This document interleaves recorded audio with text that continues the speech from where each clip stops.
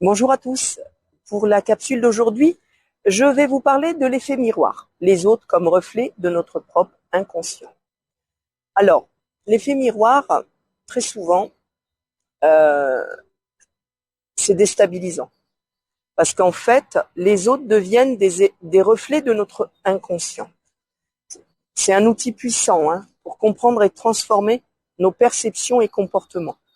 Dans nos interactions, il est fréquent que certains traits, comportements ou réactions des autres éveillent en nous des émotions fortes. Mais que se passe-t-il vraiment dans ces moments-là?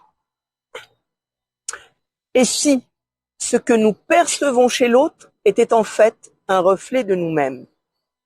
Je vais vous donner la définition de l'effet miroir.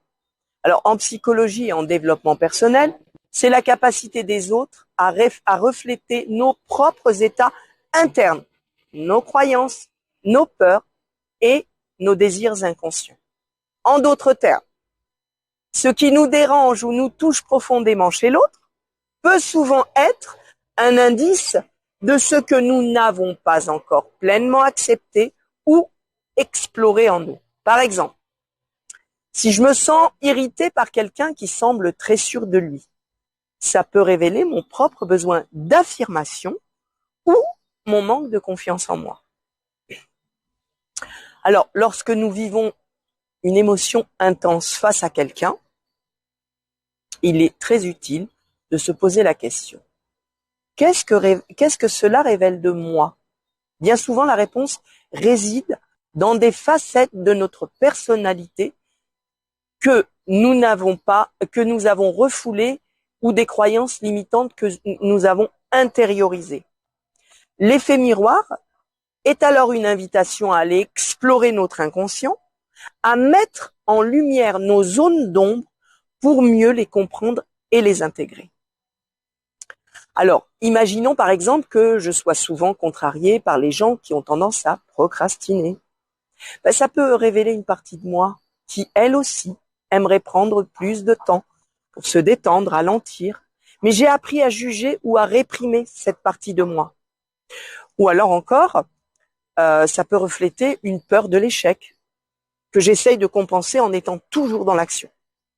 Ainsi, en travaillant sur ce qui est révélé par le miroir de l'autre, je peux progressivement apprendre à me libérer de mes propres attentes rigides.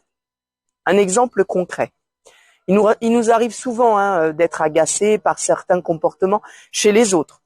Ça peut être un reflet de notre propre zone d'ombre. Par exemple, si une personne qui se plaint sans cesse vous irrite, ça pourrait être un reflet d'un aspect de vous que vous n'aimez pas ou refusez de voir.